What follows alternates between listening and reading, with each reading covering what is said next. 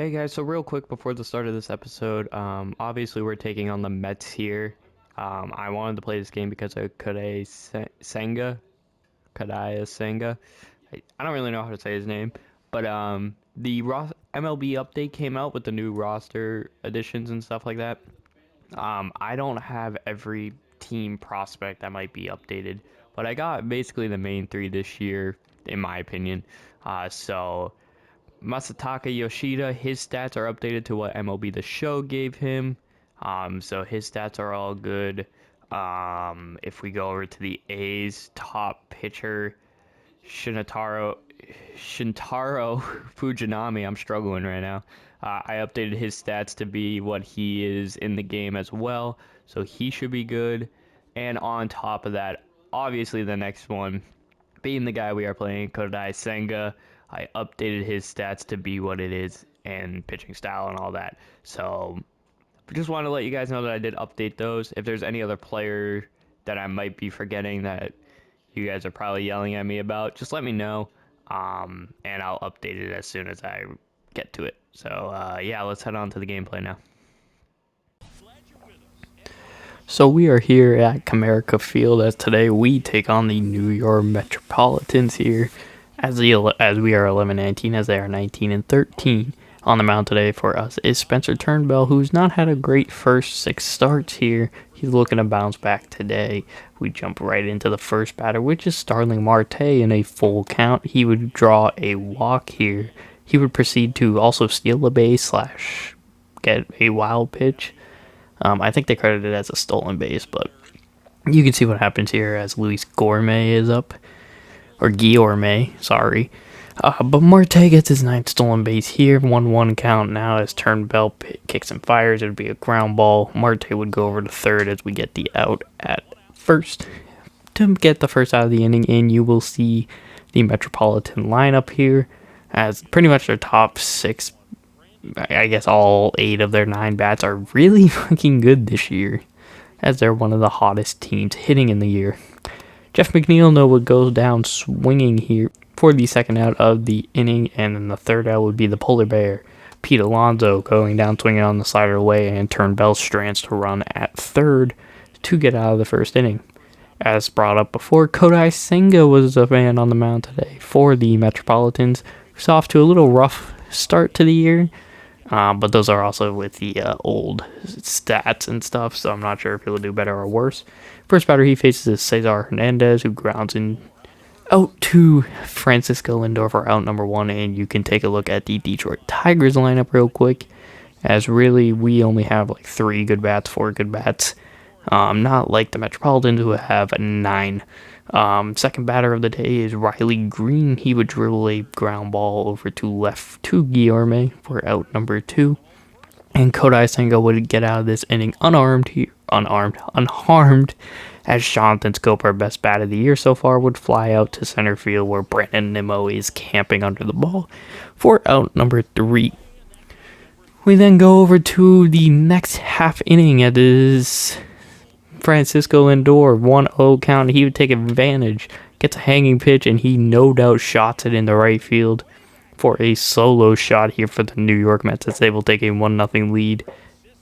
After Lindor's 4th home run of the year, he goes 417 feet. Got a perfect swing on that hanging cutter, I think it was, maybe a slider. Either way, it hung way too much of the plate. We then jump to the 3rd inning where Omar Narvaez would get a base hit against Turnbull to start another rally here. Still 1-0, nothing happened in the rest of the second. And with Starling Marte now up 2-1, Narvaez is on the move, and he would also get the stolen base off the drop. I don't know. It's the second time it's happened in this game. Either way, a walk would pursue for Starling Marte, so 2 runners on and nobody out. Guillorme would fly out to Kerry Carpenter in left field for out number 1, trying to stall whatever's happening here, which would bring up Jeff McNeil, a hot contact bat, and he would proceed to ground into a 4-6-3 inning-ending double play here in the 3rd inning, and Turnbull only has allowed 1 through 3 innings. We'll now jump ahead to the 6th inning here as we would get it started with Riley Green still have Kodai Senga on the mound. He would get a base knock opposite way here to get the Detroit Tigers a 1-out base runner, and that would bring up Jonathan Scope with a 1-0 count on Kodai Senga. Green at first, he will hit a deep fly ball in the left field, back at the walls to left fielder, but he can't make the play, and it is gone. Jonathan Scope, and only 370 yards, or feet, but 9 home runs this year. He's our hottest bat, and he continues to be our hottest bat as he hits his 9th home run of the year and gives us a 2-1 lead. Later in the inning, Austin Meadows would draw a walk trying to keep a 2-out rally alive. His walk would bring up Miguel Cabrera here, and his first pitch he'll see against Kodai Senga would be a single. Well, I guess I'm spoiling it. A single in the right field for a base knock here to get 2 runners on with 2 outs, which would bring up Kerry Carpenter here, the big lefty bat. And in a 3-1 count, he'd get a pitch that is hung, and it is deep in the right field, easily scoring Meadows. And Cabrera will round third, go home. Carpenter's going to third. They throw it to third. Carpenter's safe. It is a 2-run triple here for the Tigers, as they now take a 4-1 lead there off Carpenter's second triple of the year. And that would do it for Senga as the manager comes on to take him out after 5 2/3 innings. Could not finish the 6th, although they wanted him to. But they would call upon, Drew Smith to get out of the inning, and that's exactly what he'd do here against Spencer Torkelson. Would get him swinging at a slurve. 4-1 after the 6th inning. We now jump ahead to the 8th inning here, as nothing happened in the 7th. As the top of the 8th, it's Omar Narvaez. He would rip a double over the first baseman Torkelson's head. Meadows would get the ball, but he would not get it in fast enough, as Narvaez, like I said, gets that double with 1 down. We now take a look at Starling Marte, who hits a fly ball over the center field head, and he's going to get that down. 4 extra bases. Green will throw it to the cutoff man. 1 run scores. Cutoff man is Cesar Hernandez, who whips it in the third with a dime of a throw, getting Marte out, stranding at least 1 extra runner. But Guillorme would end up getting out of the inning, so a 4-2 lead after that, even with the damn near triple from Marte, which scored a run. Now Alex Lang would come out looking for his 7th save of the year, as he's had 6 opportunities, has converted on all 6. First batter would be Jeff McNeil, who would ground out to Torkelson here for out number 1. An easy play to start. Then you go against a polar bear 1-2 count. He'd unfortunately hang a pitch too far, and Pete Alonso rips one in the left field to make it a 4-3 game, as he gets his 13th home run of the year, as he almost went hitless in this game. Was not able to get it though. And then we'll go on later to the inning. After a walk and a strikeout, Brett Beatty would strike out, and the Detroit Tigers would go on and win by a score of 4-3. Player of the game honors would go to Jonathan Scope, as he had the 2-run home run to give him the lead, which they did not look back from. I think the win would end up going to Spencer Turnbull, as the loss would go to Kodai Senga. The win would go for Tyler Alexander. And we get a save for Alex Lang, who is now 7 for 7 on saves this year. You can see the notable players for each side. Kerry Carpenter 1 for 2 and a 2-run triple. Riley Green 1 for 4 with a run, same with Miguel Cabrera. For them, Lindor and Pete Alonso both had 2 home runs. Nomar Narvaez 2 for 3 with a double, and then Starling Marte 1 for 2 with a double. He also had a few walks and an RBI on the day, by the final score of 4-3 Tigers. Following that game, I checked the roster because there was a change that I did want to make. And it was second base was not really doing well, which was Cesar Hernandez, so I wanted to make a change there. I was thinking about just calling up an extra pitcher with Jackson Jobe as well, but I did not. And what I ended up doing is trying to sign Robinson Cano for the last year of his career. Just give him more chances. I think he was at like 300-something home runs. I just wanted him to build upon that legacy. So he will accept that 1-year, $1.3 million deal. We'd have to release someone, which was, I don't know who this was. I didn't see the name, but he would get released. and we would sign Robinson Cano to that contract. And his first game would be against the St. Louis Cardinals here at Busch Stadium. You can see they're 23-9, and we are 12-19, coming off that win here. Robinson Cano, I was just gonna sign him to do kind of like the one last hurrah type thing, like maybe him and Miguel Cabrera could retire together. Thinking about it though, I might do something where he's kind of gonna play the mentor role for second base. I think it was TNJ that I got this idea from, where he would basically mentor a position. And if I'm wrong, I am completely sorry. I watched so many series over my life. I think it was TNJ that did this though. He would have a position like a veteran player, and he'd be the mentor for the position. And by the end of the year, everyone would go up in certain ratings for that position. So Robinson Cano, seeing as he would be the mentor here, he would be a second base mentor, and he would, I'd say, raise everyone's potential by like 3 or 5. I don't know if that's exactly how TNJ did it or whoever I got the idea from did it, but that's what I'm going to do, I think. So Robinson Cano, his first game, he didn't really do much here, but in the second game, he faces Adam Wainwright, and first at bat, he draws a walk. So giving the Tigers something to work with here early on. You can see this game gets out of control quickly, but his first hit would come in this game as he rips a gap shot in the right center field. He'd get a double. The funny thing I had was Cabrera batting before Cano, and they are the slowest too. So there was no chance in hell he was getting an RBI here, as he would get the, I guess, Noah double. Later on in the game here, he would get a 3-2 count, and he'd draw another walk here. So Cano could play very good, but I mean, we're not going to win many games. You can see it's 10-2. Like, we are not going to be a team that wins many games, so this is more for him just to get some stats before he retires. And maybe us to get a mentor at that second base position. You can see the final score. We did have 10 hits, but we just did not score any runs, while they scored all runs that they could. And the Cardinals would destroy us in this series, at least in the first 2 games. Which would bring us to the scouting assignment, where I have decided that I probably shouldn't be scouting by only for certain people. We finished up most of the scouting for Nigel Paget, who I think will be the best player in this draft, as well as John Witt and Pedro Gonzalez. And this is what I'm doing now. I'm going to search right fielders in the East, starting pitchers international, and then Vaughn Granger, who's a guy. Our draft rank puts him right where we're going to draft him. Not exactly sure, but I wanted to take a look at him at least. So that was the scouting plan for this week. As we continued on, I decided to quick manage the final game here of the series against the Cardinals. And you can see they get off to a hot start. 2-0 lead already.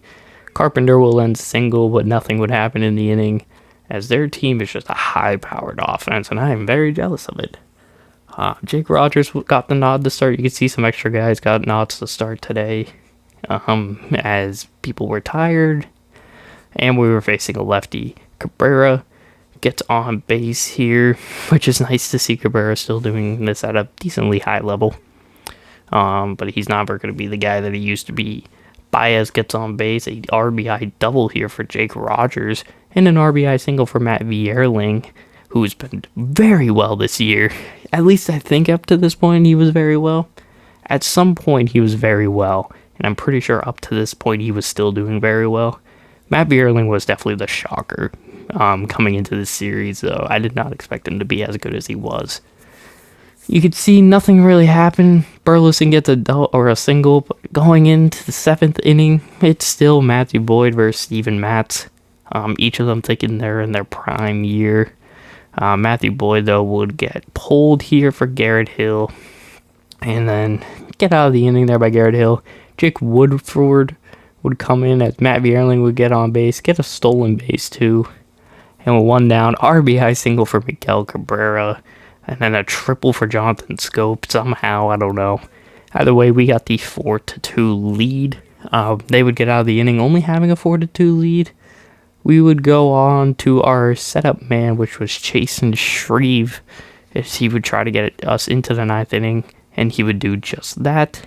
We tried to add any more runs, we couldn't, but we'd go to Alex Lang for the save here, who is perfect on save opportunities so far this year, and he would continue to be perfect as he gets a perfect inning, or he get one walk. Either way, a very good inning there. 3 strikeouts, 1 walk, no earned runs or hits allowed in that 1 inning, as he would shut the door here.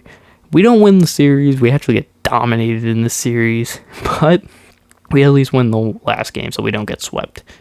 Now we're going to go to a 3-game set here against the Cleveland Guardians here.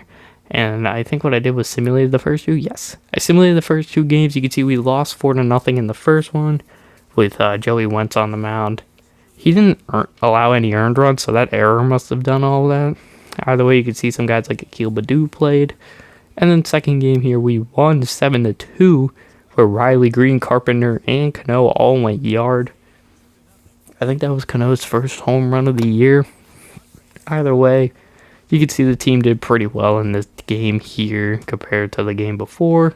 Turnbull would get the win, only allowing 1 earned run of the 2, which means one of the errors allowed the run, or Cano's error allowed a run. Which would bring us to game 3, and this would be the final one. Quick managed today with Michael Lorenzen on the mound against Cal Quill. I don't ever really know how to say that guy's name. But either way, you could see the lineup that will roll out today. I think I give someone a day off. I might try to get someone a day off, or maybe I just rework the lineup. I guess I just rework it a little bit. We jump into Quantrill's game as he gets out of the inning easily. We start off with a walk, a double play, a walk, and then a lineup for Michael Lorenzen. So a good start for both pitchers early on. You can now see the Guardians try to get a single, but nothing amounts to it. Same with us as Meadows gets the single and then Baez double play to end the inning. Nothing for either team going on early in this game as we're in the 4th inning. And we get a leadoff single when nothing amounts to it. And then you can see they get a walk and a hit by pitch to lead off, but a double play would kill their momentum. Any team trying to jump ahead here, Austin Meadows gets a single, nothing else. Bo Naylor gets a double to lead off the inning, and nothing. Oh, Miles Straw brings him in, and then Ramirez got a single, but no RBI. So it's 1-0 Cleveland. 2 runners on here. Base is now loaded for Jonathan Scope. Fielder's choice for out number 1, but we did get the sac fly of Eric Haas, so we tie the game at 1 here. In the 6th inning. We worked through the 6th. Quantrill's still on the mound where Miguel Cabrera would get a leadoff double. It wouldn't amount to anything. And Michael Lorenzen also still dealing a 1-out double would take him out of the game, though. As we'll go to Cisnero, it looks like. Oh, no, we go to Tyler Alexander. And bases get loaded, but we get out of the inning. No damage done. They go to Sam Hench's, maybe. He gets a nice inning of work there. Alexander gets another nice inning of work for his own. And then we start off the 9th. Hopefully getting a run here. That way we don't have to go to extras, but we don't do it. So now we have to pitch out of this inning. Jason Foley would come into the game, get Naylor. Quan would get a base hit. But a double play would end the inning. And now with Austin Meadows on, we started with Torkelson up. And I think I went to go take out Austin Meadows. Also because I would like someone else. And we'd get a RBI single with Riley Green with the speed of Vierling on second. Alex Lang would come out for the save, and he would do just that, as we would win 2-1 here. Alex Lang gets the player of the game because of the perfect inning he had. I think it should have really went to mainly to Vierling because he was the one that came in and scored the run. Then we get a good offer here from the Angels, who are going to try to trade us Jaime Barrera, who's off to a horrible start this year, for Matt Weisler, a guy who's not even playing in our major league team. He's definitely one of our better pitchers, but he's not on our major league team. And he's on 1-year deal for he's going to become a free agent while Jaime Barrera still has 2 more years of arbitration. And though Jaime Barria, he wasn't doing good this year. He's still 26 years old, so I actually accept this trade. We'll take on Berea. Hopefully we can turn him around this year. And Weisler, who wasn't playing for us anyway, can go be a player every day in the bullpen for the Angels. So it's a good trade that we accept here. And then you can see the final roster edits after that trade because we had too many people on our MLB roster. But that would do it for this episode. I think I sent down Will Vest. But that was it for this episode, guys. Thank you all for watching. Sorry if I sound a little stuffed up because, well, I am. But, yeah. Hopefully you guys enjoyed, and until next time, I'll talk to y'all later. Here's me just scrolling through some of the player stats real quick towards the end of the episode. Nothing else happens, though. But yeah, thank you all for watching. Until next time, I'll talk to y'all later. I'm out. Peace.